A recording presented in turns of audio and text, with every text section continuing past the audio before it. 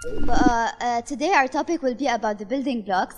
I will cover a bit at the beginning about TensorFlow, which is an open source library. Basically, it was built by Googlers, and they made it an open source. I will talk about how to use your own training data, so the data that you already have, and how to also benefit from the pre-trained models in Google. Machine learning means feeding this model with huge amounts of data, where this data has been already classified with cat or dog. And then the model all by itself will be able to detect whether this image is a cat or a dog. So, as I said, this is an example. I want this session to be interactive. Come in, and if you have any question, do not hesitate to interrupt me at any point. We can go through your questions. So one example is that, for example, if I want to classify this image to be a cat or a dog, as I said, we can use machine learning, where we have to feed this model huge amounts of data with images of cats and images of dogs equally, so that this model can be able to predict through these different images whether it's a cat or a dog. Now, how does it go? We have a certain input layer. أنا ما راح أفوت into the details of behind the process of doing machine learning, but basically what happens is that you have these different input layers, these different models that are being classified, and then with activated neurons and mathematical analysis, we are able to predict whether it's a cat or a dog. So, for example, if this image is inputted into our model, it will be divided into different pixels, and in these pixels, we will be able to predict whether it's a cat or a dog. I will go back to the very basics of machine learning. It's a very simple example. I want to predict the house sale prices in a certain town. So let's say, for example, I have only this data, which is very simple, and it's not enough, abadan, to be able to predict and to create a machine learning model. I have, for example, for 1,000 square footage, the price is 100,000, and for 3,000, I have 300,000. طيب, if we want to predict how much would a 2,000 square foot house sell for, how much would it be? So this is very easy. This is how. بس أنت كيف وصلت لهذه النتيجة? You did an exam. You did a linear model. You created like an equation in order to predict what would be the new input and get the output. So this is basically a very simplified way of explaining what is machine learning. You have to look at the data at the beginning. You have to get this huge samples of data. Now, this is just a very simple example. Then you have to create this type of linear relationship or linear model. It depends as well on the case that you are trying to solve. So sometimes it would be good to solve a problem or a machine learning problem linearly. So مثل ما عنا يعني we have inputs of numbers and then we have to get the output. Other times you would need deep learning deep learning models. Now the deep learning models we can maybe go into another session because it takes a lot of time to explain what is deep learning machine models. But basically, it means that you have different neurons, as I mentioned when I showed you the images. These different neurons, they will run over mathematical computations in order to predict whether, for example, this image is a cat or a dog. Hala, in this example, it's just numbers. We're just predicting what is the price of a house. This is where we predict. Hala, we have to revisit our data. This data is not enough. What would you say would be additional data that you need to have in order to predict the sale price? Location. Very good. Color. Okay. Quality of the house, مثلا. Year of building. صح. Okay, so you have very different inputs. You gave very good suggestions, but في كمان other suggestions. مثلا the crime rate. How much is the crime rate in this region? What is the school rating? Do we have schools nearby? Do we have hospitals nearby?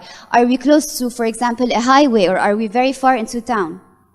So you have different inputs that you have to also consider whenever you want to build your machine learning model. And this is where it takes a lot of effort and a lot of time for a data scientist to create the machine learning model. Now, this is where we will come into two ways to leverage what is machine learning. We can either train our own model, so we can get this data. مثلا, we are trying to create a model that is able to predict what are the prices of the houses. And in this case, we are training our own model. We are getting these different inputs of data, and we are classifying them. We are checking, for example, does crime rate make a difference or not? Does, for example, the type of the income in this region, does it affect or not? So on and so forth. So you have more control and more flexibility when you are training your own model, when you are getting this data and you are trying to build this model. However, the cons is that it's a very steep learning curve, and it requires trial and error to get it right. So you have a lot of work to do. You have to get this training data, you have to validate this data, and then keep on feeding your model and training it in order to get the computations and the predictions right. And then you have to test your data again with getting new inputs and new data so that you are sure that this model is robust enough. You have to also check if it's biased or not. So for example, let's say I fed my model that has to predict whether it's a cat or a dog. I fed this model with a huge number of pictures of cats and very low number of dogs. So definitely my model will be biased because it will predict more, there will be a higher probability to predict that it's a cat rather than it's a dog whenever I have to feed it a new input. Another way, instead of training your own model and going into the different steps, and we will talk a bit about TensorFlow when we want to talk about the training your own model, there's another way where you can also use our pre-trained models. So what Google offers, Google, by the way, supports both and helps you in both. It helps you in training your own model by offering you, for example, TensorFlow, which is an open source, and it has huge number of flexibilities of functionalities that you can do on TensorFlow. And then you can also host this TensorFlow training model on our ML engine, which is a managed service by Google that provides you with the computations, with the compute instances in order to train your model. And we also have our pre-trained models. So I'm sure you're very much familiar with, for example, translation. Who here has tried translation on Google? Okay. Who here uses photos and has facial detection and yes. Okay, so all of these different machine learning APIs, they're all integrated inside of our products. And you can also use these pre-trained models whenever you want to create your own solutions.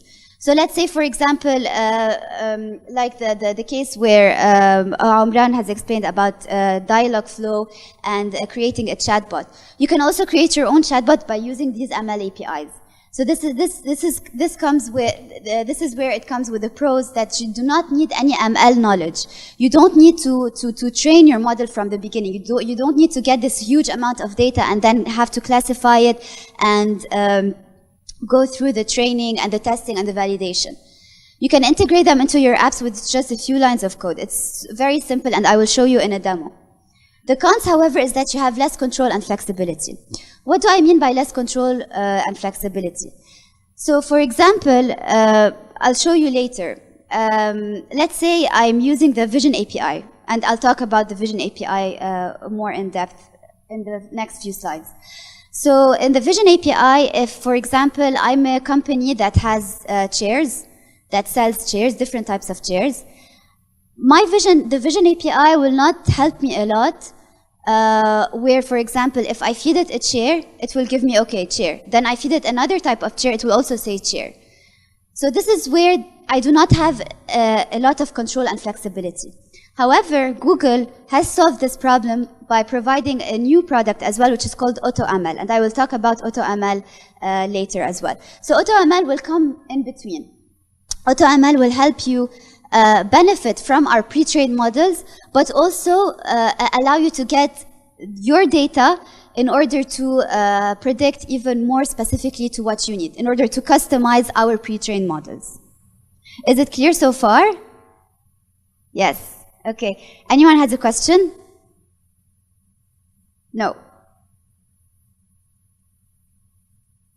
Okay.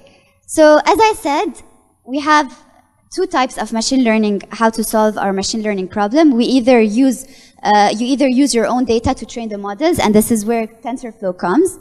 Or you, and then you will host this solution on a machine learning engine because it's a managed service. So you don't need to have this pain of for example, buying servers and then spinning them up and installing all of this software. And in case one of these servers is down, then you have to replace it with a new server.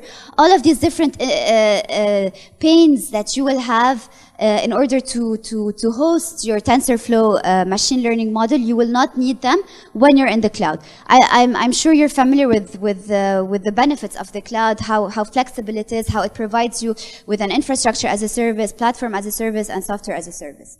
So this is an infrastructure as a service. It provides you with a managed service of having to host the TensorFlow on instances, and Google will manage the rest. It will scale the instances as much as you feed it with data and with computations.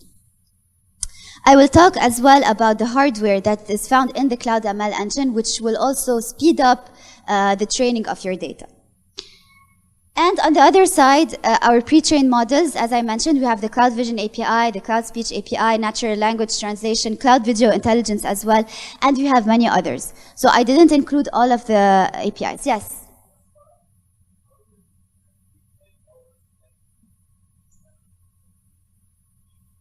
Yes, yes. So whole pre-trained models, they are APIs. So you will have to create HTTP requests to these APIs. Yes, you are right. So for example, let's say you have created an application where you want your users to store their photos on your application. You can use Cloud Vision API in order to benefit from this pre-trained model that we offer, that whenever a user gets to upload a photo, it will be able to classify it or to detect the faces, to detect any other information that you have. And we have a huge number of documentations on every single API that you can, where you can benefit a lot from the functionalities. Yes? Are they free? No. You have a free tier. So for example, you have up to 1,000 requests per month, which are free. And then you will have to pay. Yes. But you have عندك a certain limit where you can use it for free. In all of the products, even for example, not only in these products in GCP, you also have in other several products where you have a certain limit where it's free and then you have to pay. I think someone in the audience talked to me before the session. They said that they're using TensorFlow for medical computations, or maybe she's not here anymore. Anyway. So TensorFlow is not only for machine learning, it's also for computations and creating algorithms and mathematical computations. So it's an extremely powerful open source library. You can also do different mathematical algorithms. It doesn't have to do with machine learning only, but the idea with TensorFlow is that you get to create a graph. It's called the flow graph. And this flow graph, it operates over tensors. So tensors are n-dimensional arrays.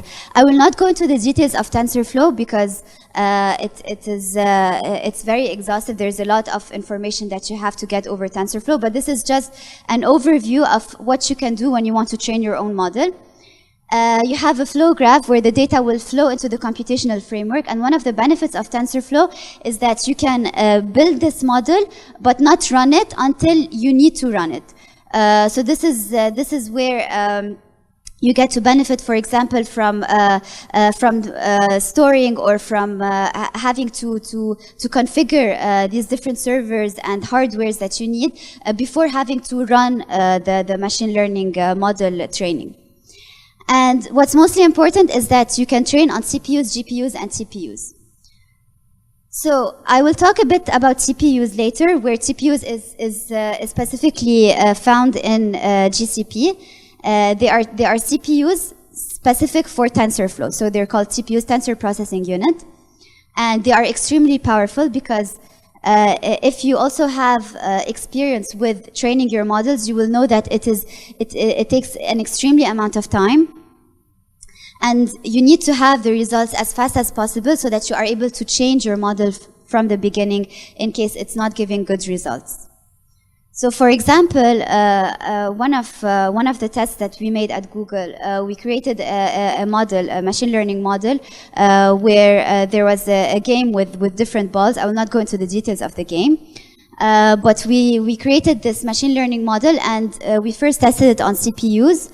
It took us about 8 hours. And then on GPUs, it took us about 5 hours, and then on TPUs, it took us 3 hours, and then when we increased the number of instances by using ML engine, where it scales, it took us 1.5 hours. So there's an extreme reduction whenever you change the hardware so that you're able to get the results faster. This is one example of what TensorFlow can do. As you can see, you have, for example, this image, which has a huge amount of pixels. And then we want to have a starry night type of figure of this image. Then you're able to create the image which is found at the far. This is a very interesting documentation, by the way. And I think, yes, it's on GitHub. It's also available. The thing is that for every single pixel, you will have to do mathematical computations on every single pixel, and which will take a lot of time and a lot of processing power. So this is why you need both TensorFlow, which will ease the computations, and then you have the TPUs, which will speed it up. Now coming to the machine learning APIs. Okay, so we had one type of problem where we had to train our own model. We have our own data. Now, let's say, for example, I have this image classification problem. I want to classify the apples and the oranges. How can I create my model so that it can detect? Color, okay. Okay, well, branch. Okay. طيب, if I fed it the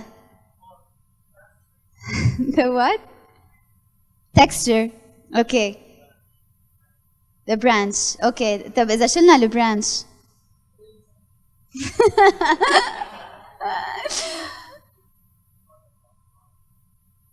Okay. It's really hard. ما هيك؟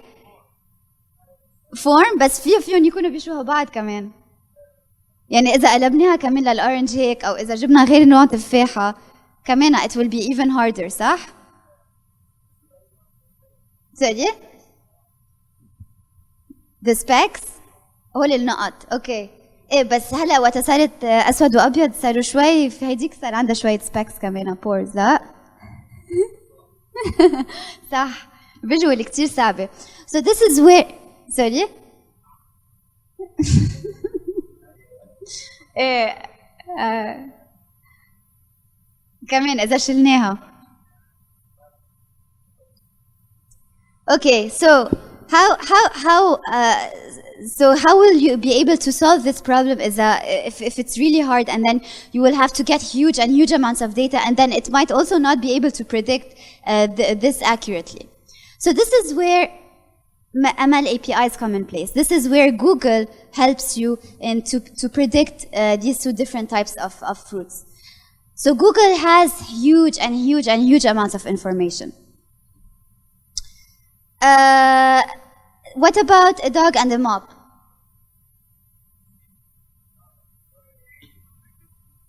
هون هينة ما هيك؟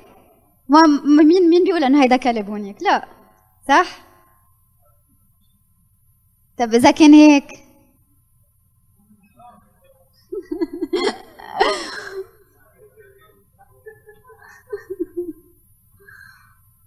Okay. So machine learning is learning rules from data. You have to have huge amounts of data so that you're able to predict. So Google Cloud is trying as much as possible to integrate machine learning in all of its products. And we are constantly adding these different machine learning features into our products. So I already talked about Smart Reply. We have photos, we have Translate, Cardboard, YouTube, Drive. For example, when you want to search in Drive, it's also very efficient, and it's based on machine learning. It will also predict, for example, what will you search for next? What's the most searched for document that you have in your Drive? So on and so forth. For example, in Play, it will also provide you with recommendations. So it will know, for example, your profile. What do you like most about? Yes. Video recommendations. Bala. It's also based on machine learning APIs. So, for example, إذا you're a big fan of Marvel, of comics, you will always have these different recommendations based on this. Any other question? Okay. So the machine learning APIs, they are fast, scalable, and very easy to use machine learning models. They are pre-trained, so you don't need to have any additional data fed into our ML APIs. We have massive data sets, and it's a work out of the box. You do not need to have any machine learning expertise at all. It's just an API call to our ML APIs. Yes?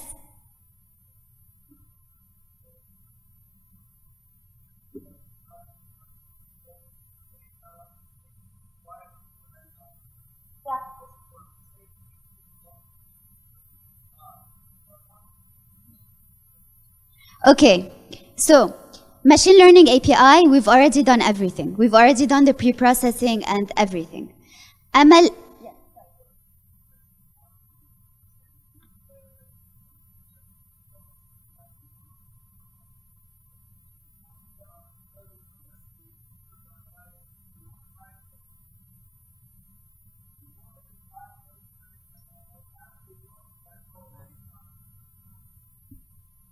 Okay, so في عندك the logistic regression is part of you training your own model, صح? You have your own data, مظبوط? You want to use your cloud APIs for what? For predicting the data that you have? Okay, you can always do this. So let's say for example رح نعطي example مثلا عندك انت data you want to classify between apples and oranges, and then you want to do something else. صح? So you have this data and you have used the Vision API, you have called it, and then you have classified this data, and then you have these labels, and then you want to use it inside of your own trained model.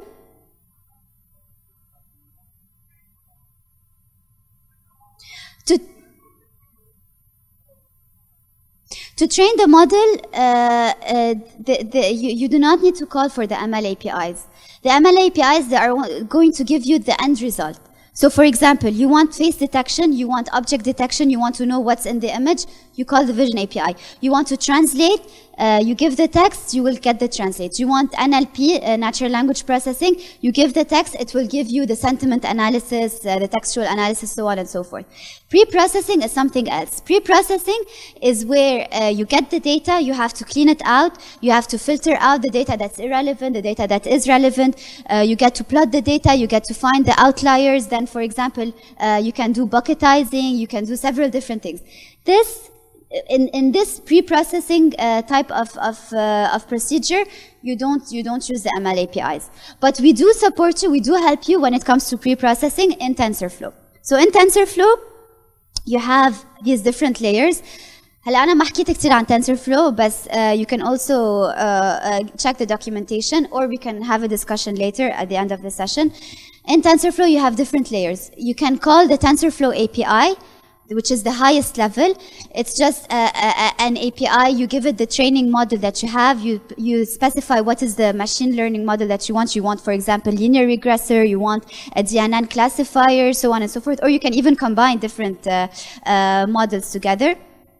Then you specify, for example, what is the accuracy, what's the rate of learning, the learning rate, sorry, so on and so forth, and then you get the results. This is TensorFlow. But you also have lower levels where you can also go deeper and deeper into the pre-processing, into the prepping your data, and specifying different types of models. Normalization.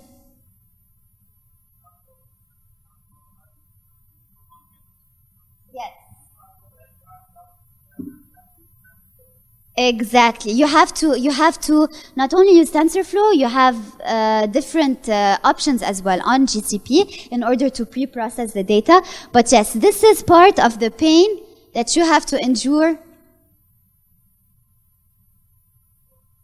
بأول section. Cons, steep learning curve and requires trial and error to get it right. You have to pre-process the data again, and you have to also pre-process the new input data as well, so that it matches the same one as the one that you have in your training. So these are the cons of training your own model.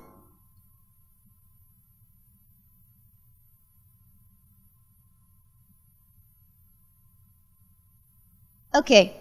So I will go over the APIs real quick, just to show you what are the features that are possible in these different APIs. We have, for example, the Vision API. You have object recognition. It will recognize all of the objects in the image. It has the facial sentiment. I will show you later in the demo. Hopefully, it will work. It will tell you, for example, if this person is joyful, is sad, is angry. It can also detect the logos. You can also extract text. So we also have automatic language identification. It will also identify the language that's written. We have OCR, and you can also detect inappropriate content. Natural language API, so this is also where it comes to entity recognition, to sentiment analysis.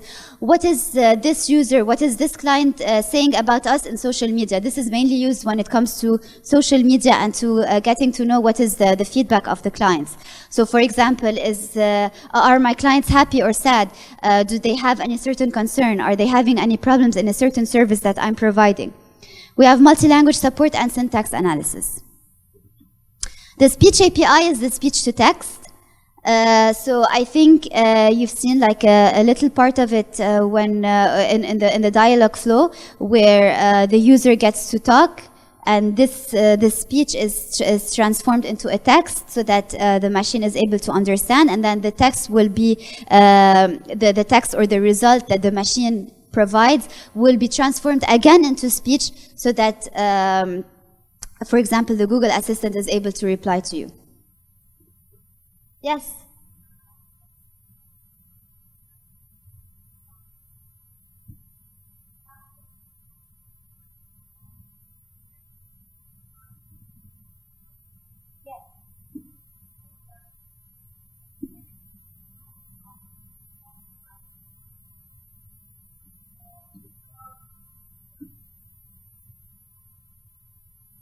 So the ML APIs, as I mentioned in the other side, they are not flexible. You cannot specify different hyperparameters. You cannot change it. It's just an API call. You send it an input and then you get a request. Yes. Now so the speech API, you have the speech recognition, word hints. So they also know, for example, Google Maps. The different products, not only in the products of Google, but they can also have different word hints and they can capitalize them. Noise robustness, so they will also filter out the noise. You get to have real-time results, as you will see next, and you have over 80 languages. I think it's more at the present moment. I think we've reached probably 100, but yeah. So the site is a bit old. Sorry. No. So all of these ML APIs, all of these ML APIs, you have a certain limit where it's free, but then you have to pay. So it depends for every single API. Per request, yes. Okay. We also have the translation API. I'm sure you're very much familiar with translation API. You already use it, for example, on Google search. It translates text. It automatically detects the language. We always have continuous updates. And there's also a premium edition, which I will not go into detail, but it's also provided for enterprise companies. We have the Video Intelligence API. So in the Video Intelligence API, it was recently added. We have it's recently moved into GA, into general availability. So we have the label detection. It detects the labels, for example, the different entities inside of a video. It can detect this is a cat, this is a dog, flower, car, so on and so forth. You can also have the video search. It's also part of the Video Intelligence API. You get insights from videos. So what is found inside of this video, you get to have even more computation visual knowledge. And there's even more and more to come. So we're constantly adding these different features into the Video Intelligence API. You can also search, as I mentioned, in this video, for example, red shoes. You will get the section where there were red shoes in the video. You can try them yourself in your browser, and I highly recommend it. So you go to these different slides, and you have a certain limit, as I mentioned, which is free. Yes.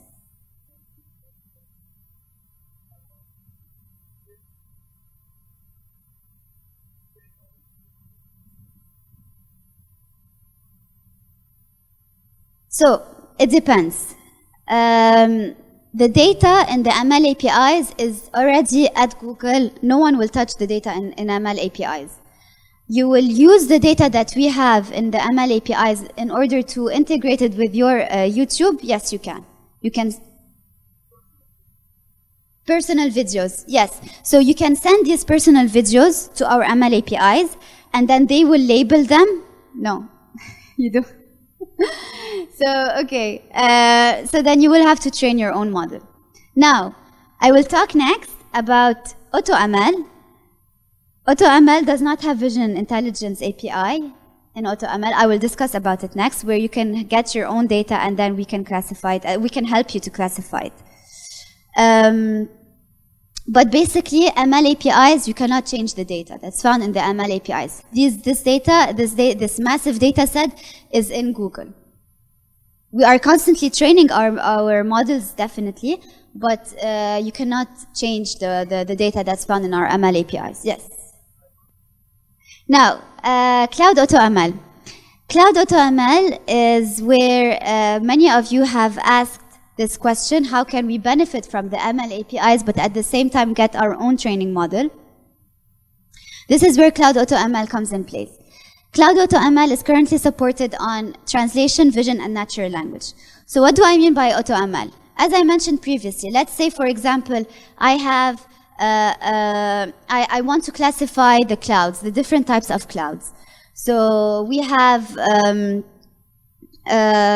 okay, let's take another example because clouds, okay, let's take pizza because we just had lunch and we had pizza. Okay. So pizza, if I show a picture, an image of a pizza to the Vision API, it will give me pizza. If I show it barbecue, sorry. لا بتقلك triangle. بس إذا فجيتها مثلا barbecue chicken pizza, it will also give you pizza. إذا فجيتها pepperoni pizza كمان رح تعطيك pizza. إذا فجيتها vegetable pizza, vegetarian pizza, it will also give you a pizza. Now, do we want to change this classification? Do we want to, for example, our model to specify this pizza is pepperoni or vegetarian or so on and so forth? This is where Cloud AutoML comes in place. So AutoML, you get the data, you get the images of pepperoni, vegetarian, chicken, barbecue, whatever. You get these different images and then you feed them into AutoML, which is very simple. You feed the images with their labels and you use our Cloud Vision API, which is our pre-trained model, in order to speed up the classification of these images. So next, after you have fed your model with these different types of pizzas, your model will be able to predict whether it's a pepperoni, vegetarian, or barbecue chicken. Yes. Yes. So it's based on classifications currently in Cloud Vision, because classification means you will get, so you will have to classify your data, whether it's pepperoni, vegetarian, so on and so forth. But natural language and translation, it's not classification because you're getting a stream of input. You're getting, for example, text, right? Okay. So Cloud AutoML, you have, it will help you in the data pre-processing, the ML model design, the model parameters. You can also specify them, by the way. You have certain flexibility when it comes to the pre-processing, to specifying the parameters, to evaluating, deploying, and update. So you can also get this training model and then split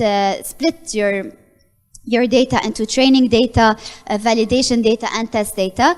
And benefit from this information in order to train your model on Cloud AutoML.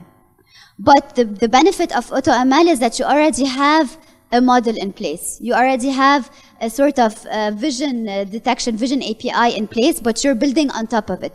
This is also called, if you're familiar with it, it's called transfer learning. So we are transferring the learning that we have in the ML APIs and transferring it to you so that you are able to customize your models.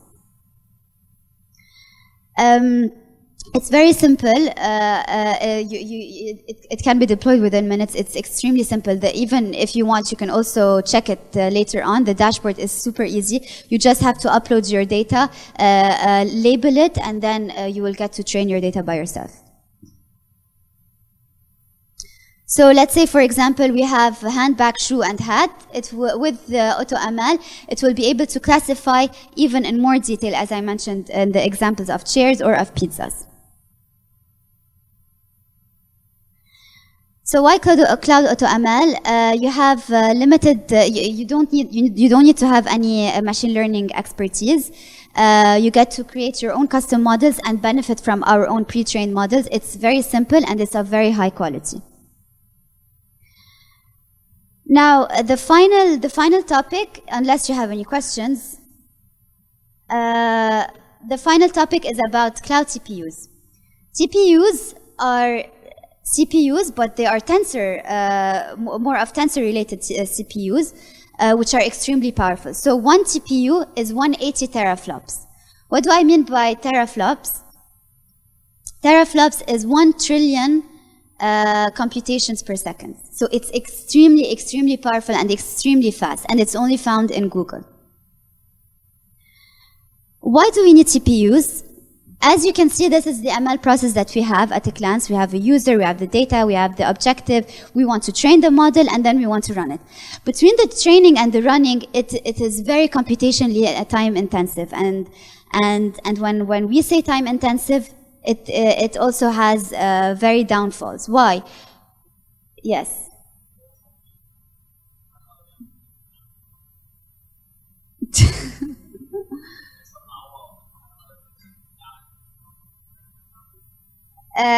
basically انه مش انه I'm not sure اذا في عنا اذا ممنوع حدا to copy ما بعرف صراحة. Yes.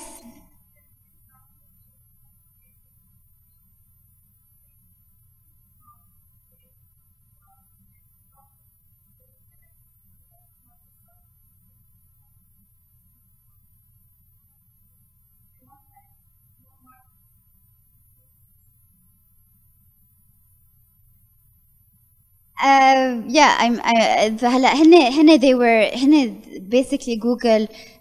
They were leading the machine learning. So we have already integrated machine learning very long time ago in our products. We were the ones who also we were one of the mains in TensorFlow. We always work on the machine learning. So I wouldn't be surprised to have the TPUs being firstly introduced in Google. But anyway, so the TPUs, the benefits of the TPUs is that it will reduce the time a lot. And why is time important? Can anyone tell me why is time important? Yeah. Sorry? The real-time applications. Okay, what do you mean?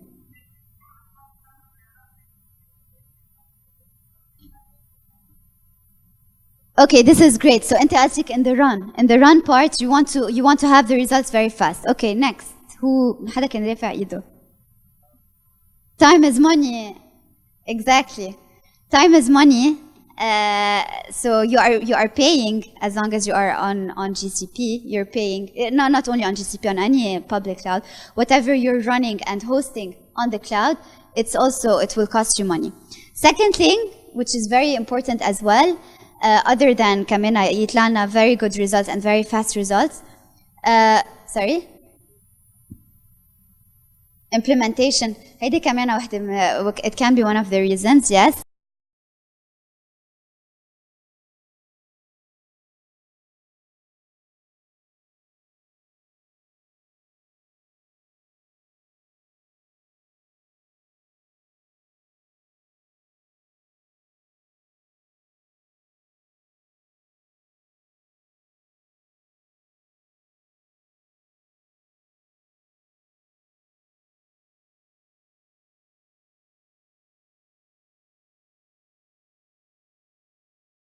Model as fast as possible and to always.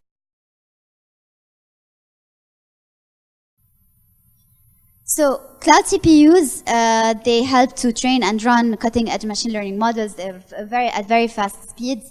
You can reduce the cost, as I mentioned, the cost of machine learning work and speed, uptime to market for new AI applications, as you mentioned.